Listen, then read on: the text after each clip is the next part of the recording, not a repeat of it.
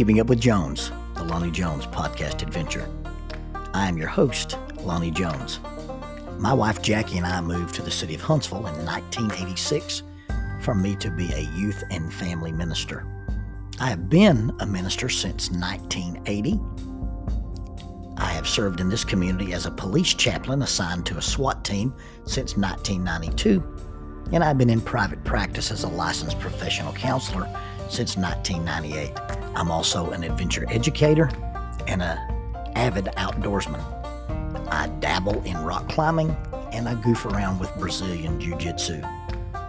Our life has been full of many wonderful experiences and some just outright adventures. I used to write about those things in a little church bulletin article. So now instead of asking you to read those things, we're just going to talk about them in our podcast. And as we talk about them, we're going to talk about the facts. The facts lead to concepts, and the concepts lead to application. One caveat about the facts is, for the most part, we're going to tell you the facts just as they happened. But every now and then, we're going to tell you the way other people have told us they remember it happening with a little bit of embellishment. It's all good, clean fun and for educational purposes. Thank you for listening, and we hope you enjoy Keeping Up with Jones.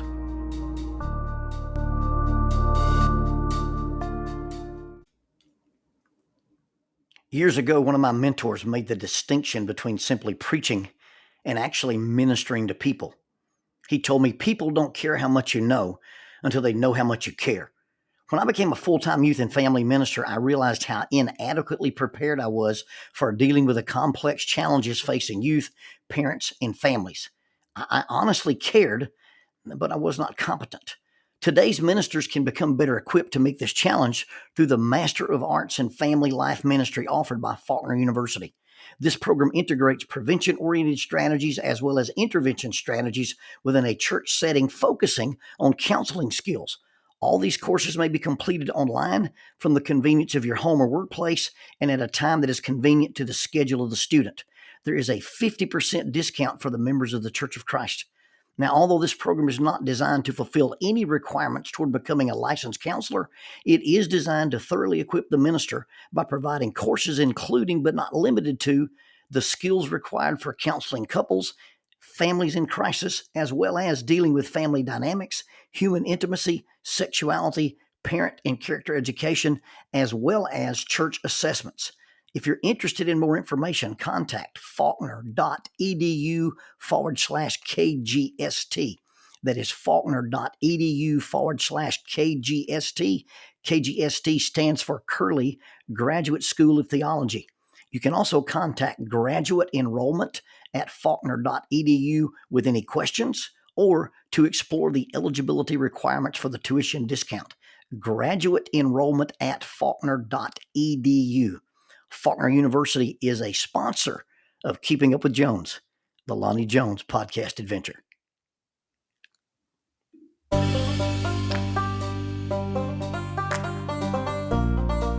TKM Incorporated in Moss, Tennessee is a construction company that specializes in erosion control, seeding, and soil, hydroseeding, hydromulch, minor excavation, and silt fence. They also provide traffic control and construction signs. Their business is keeping people safe, but their passion, their mission, is they wish that all men could be saved. TKM has adopted the nickname the King's Men because as they serve you, they also serve the King. If they could provide any of their services for you, please contact them at 931-243-3958. That is 931-243-3958. Or you can contact them on the net at tkminc2001@twlakes.net. That is tkminc2001@twlakes.net. TKM Incorporated is a sponsor of Keeping Up with Jones, the Lonnie Jones podcast adventure. Paul Harvey used to introduce certain segments of his commentary with this simple phrase, not what, just why. I can't explain it, but I'm going to talk about it. Okay, content warning. This is super weird. And given that this might not be your first foray into this particular podcast, if we call it weird, then the needle has gone into the red.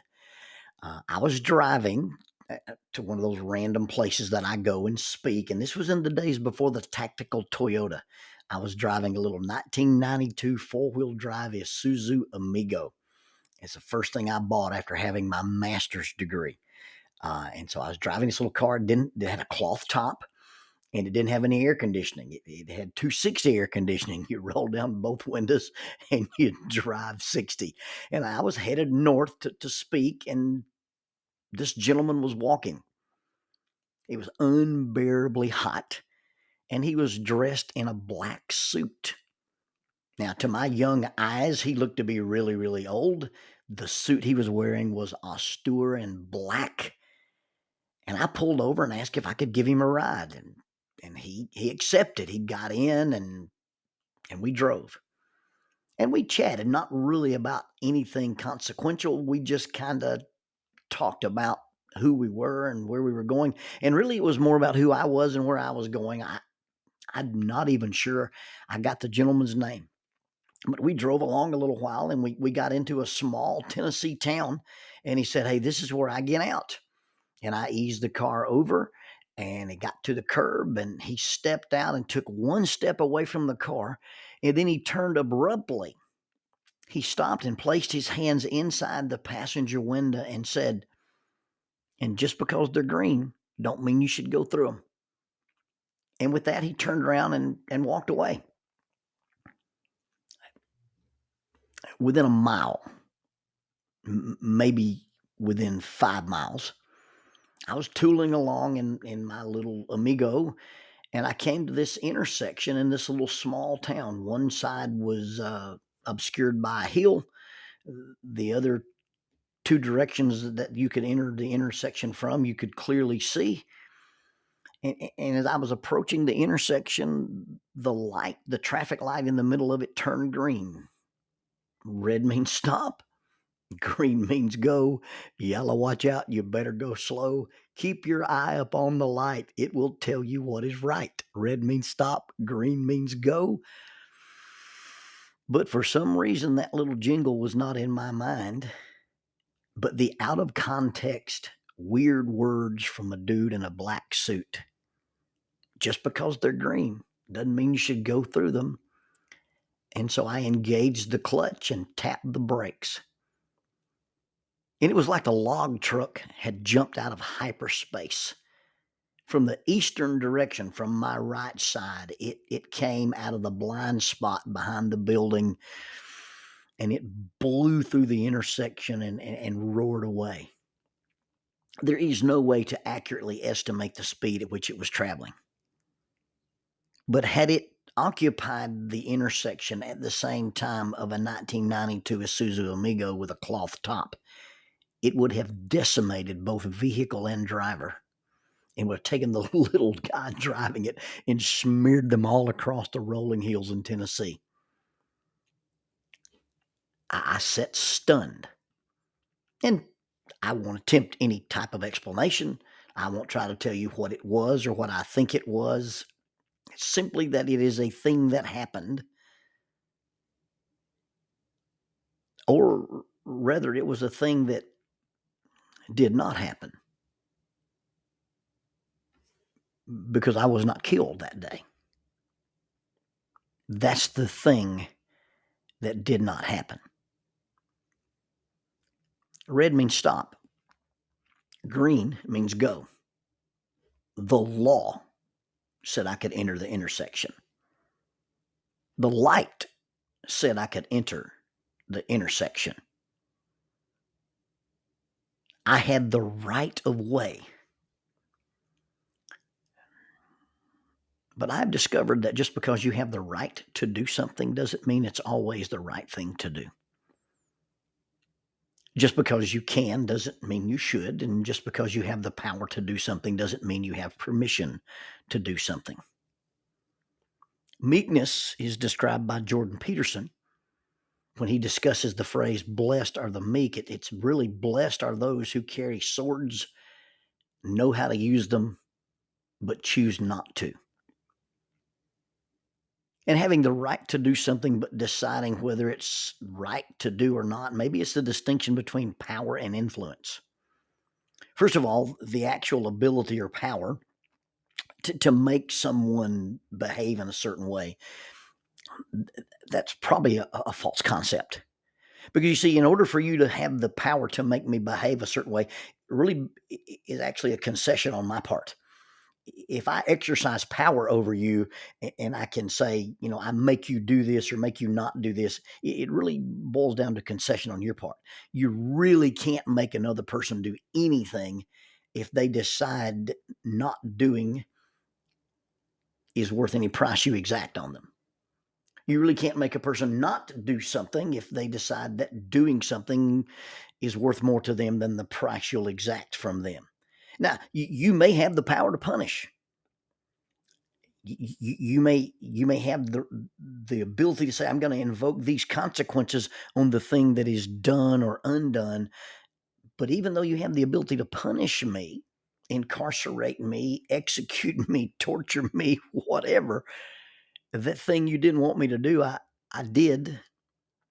And the thing you told me not to do, I didn't do. You see, the other person still has the power to choose which path they follow. I can choose. I have the power to choose compliance or consequence. And no amount of cajoling, no amount of reward, and no amount of punishment can make me, in the literal sense of overt power. You can't make anybody do anything. I get uncomfortable when I see the ridiculous power antics of people who make children eat certain foods. And then every meal becomes a confrontation. Eat 2 chicken nuggets. Eat all your broccoli. These same adults would not be forced into eating things they did not like. They would not be forced into eating things they did not want. They would not be forced into eating things that they found disgusting. And I'm not trying to tell you how to parent your kids, but when kids are hungry, they'll eat. And I know lots of situations where people have been, quote unquote, forced to do something. And if I wanted to make you eat something, okay, let's just if I wanted to make you eat something, I could put you to sleep and put it in your mouth. But that doesn't equal the same thing as you eating it. I know lots of grown adults. I know lots of people who've reached their maturity and they purposefully don't eat certain foods and they don't do certain activities. They don't cut grass. They don't arrive on time. They don't become in athletics and they don't attend worship services because in their minds they felt as they were made to do things as children. Maybe you've heard the concept of winning a battle but losing a war. You see, that power, even parental power, only lasts as long as I'm willing to be controlled by another person. Influence carries on a long, long time after direct power or direct control fails or fades. Now, is there ever a time to assert my rights? Is there ever a time to wield power, real or perceived? Is there ever a time to draw the sword from the sheath of restraint? Yeah, certainly, I believe so. But those times when I decide that confrontation is the issue, and I've got a new quote now, violence is not the answer, but it's in the equation. Well, there are times when that's true, but those times are typically the exception and not the rule. So when I start asking, okay, I'm going to make this decision, I'm going to exert power, and I have the right to do this, the first question I've got to ask is this about needs or rights? Now, needs always trump rights. Legitimate needs, psychological, emotional, spiritual, physical needs, always take precedence over my perceived rights or my actual rights every single time. And forcing, quote unquote, forcing you to obey a rule, sustain a practice, may also be based on the same set of needs. I make you do what's best for you. I make you do what meets your physical needs or your emotional needs or your spiritual needs. So if there's a need dynamic, then the need always trumps the right. If you say something to somebody or if you enforce a rule, if you do something and it's the legitimate, this is for your own good, rather than this makes me feel good. If it's for your own good, then that's probably a place that you can exercise power and you can depend on your rights as a compass guide. You see, on a ropes course, on a climbing trip, or on a gun range, I'm going to enforce certain things because it's my way or the highway. Now, you may choose not to participate, you may choose not to climb, you may choose not to shoot, but I'm not going to compromise your needs for psychological, emotional, and physical safety. Now, when we talk about needs, we're talking about actual needs, the actual need for the improvement or the safety of another person. I'm not going to accommodate a delusion. I won't help you propagate self-deception on your part. I won't help you propagate dissonance where you have this idea about who you are and it really doesn't match. And I'm not going to be made responsible for things that I don't actually control. I'm going to do my best to prevent harm, you harming the innocent, you harming me, or you harming yourself.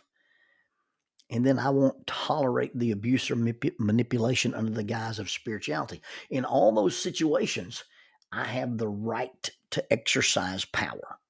In all those cases, I think it's a matter of, hey, my rights, and exercising my rights is right to do. 3 different occasions, the Apostle Paul would assert his rights as a Roman citizen. Now, listen to me carefully when we talk about things that are spiritual. Scripture is more often designed to modify my behavior rather than be wielded like a sword to control other people. And when Scripture self-describes, when Scripture is talked about as a sword, it is almost exclusively in the direct opposition to the spiritual forces of evil, or in the dissection between the thoughts and intents of the heart of the individual confronting Scripture, not being used against other people. It's being used just for us. Now, there's some exceptions: reprove, rebuke, and exhort. There are some exceptions, but in general, when I see someone using Scripture to manipulate or control other people's behavior, that falls under what I call spiritual abuse. That caveat aside, I may choose to forego my rights when the circumstances involve a vulnerability. Now, this is different than a need. A vulnerability is not necessarily a need, but I recognize that there's this enduring vulnerability, there's this weakness. It's basically a courteous accommodation. And a courteous accommodation is me recognizing a vulnerability. That your spouse has enduring vulnerabilities, your children have enduring vulnerabilities, and realizing, hey, this is a comfort or a discomfort zone, and accommodating a true vulnerability. That's not being asked to accommodate the stalking horse or the misuse or the abuse of the modern version of equity and inclusion. And we're distinguishing between a true vulnerability rather than a poor coping skill, or someone using a diagnosis of disadvantage, a disability, or discontentedness, or pseudo anxiety as a response, so that they can have an abdication of responsibility, accountability, freedom from consequences, and a get out of jail free card. Okay. And distinguishing between a true vulnerability and a poor coping skill is a little beyond the scope of what we want to talk about today. So when to assert your rights and set limits is super, super complicated. And it's really a little more complicated than the simple metric that we used above: needs versus rights versus vulnerabilities versus poor coping skills.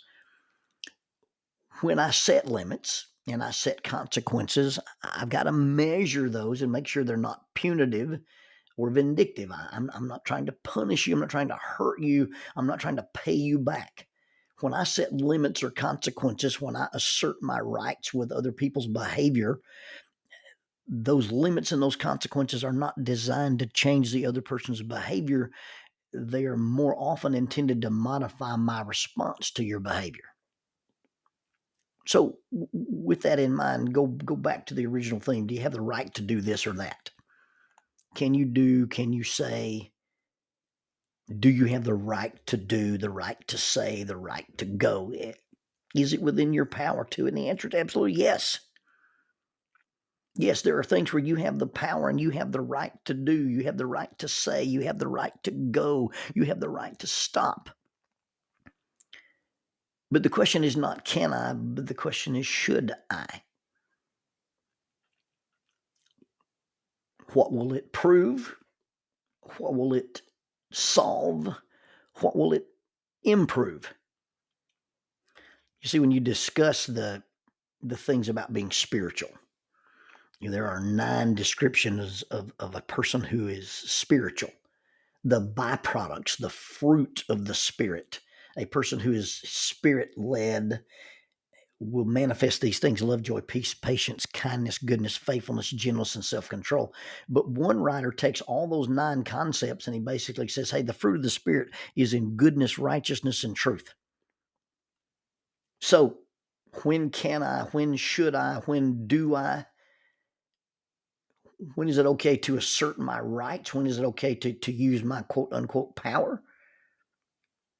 When that thing that I'm going to say, when that thing that I'm going to do is good, right, and true. And I really believe that's a combination. It has to fit all 3: good, right, and true. It's a combination. It's not a la carte. The good, right, and true filter is like clearing an intersection. Is the light green? Is it my turn? Look left, look right, look left again. So I come up to this intersection, and if I can't have an intersection of good, right, and true, I can't go through it. I can't do it. Is it good? Yes. Is it right? Yes. Is it true? I check again. Just because something is true doesn't mean it's all right to say. Just because it makes me feel good or accomplishes some good doesn't mean it accomplishes an ultimate good. Doesn't mean it's ultimately good.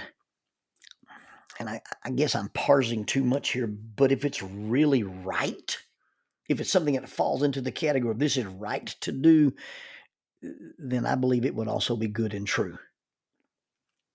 When I make choices, my choices must be at the intersection where good, right, and true meet. You can say it. You can do it. You can go there because the rules, the law, and your rights give you permission. But making that decision, deciding to do what you can rather than do what you should. Once you do it, once you enter where your rights and the needs of others have an intersection, at that intersection, you got to make the distinction. At that intersection, you have to decide between could and should. At the intersection of power and prudence, at the intersection of right to do and do what is right. That's where you make that decision of just because you've got the right to go through it doesn't mean it would be the right, safe thing to do. Having the right of way just doesn't always mean it's the right way.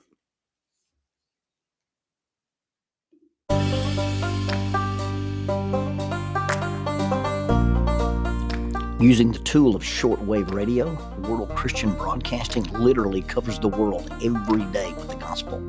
They use 2 large curtain antennas. One is located in Anchor Point, Alaska, and the other in Madagascar. They send out messages that are recorded at their international home in Franklin, Tennessee. They make available 40 hours of broadcast every day. The broadcasts are made in English, Chinese, Russian, Spanish, Portuguese, Korean, English for Africa, and Arabic. They would love for your group to visit them. You can bring your ladies group, your youth group, or your men's group. Just give them a call at 615-371-8707, 615-371-8707, or you can go to 3Ws and a dot, worldchristian.org, find the Donate Here button, and make a financial contribution to support this work that literally covers the world every day with the gospel. World Christian Broadcasting, in cooperation with Keeping Up with Jones, the Lonnie Jones Podcast Adventure.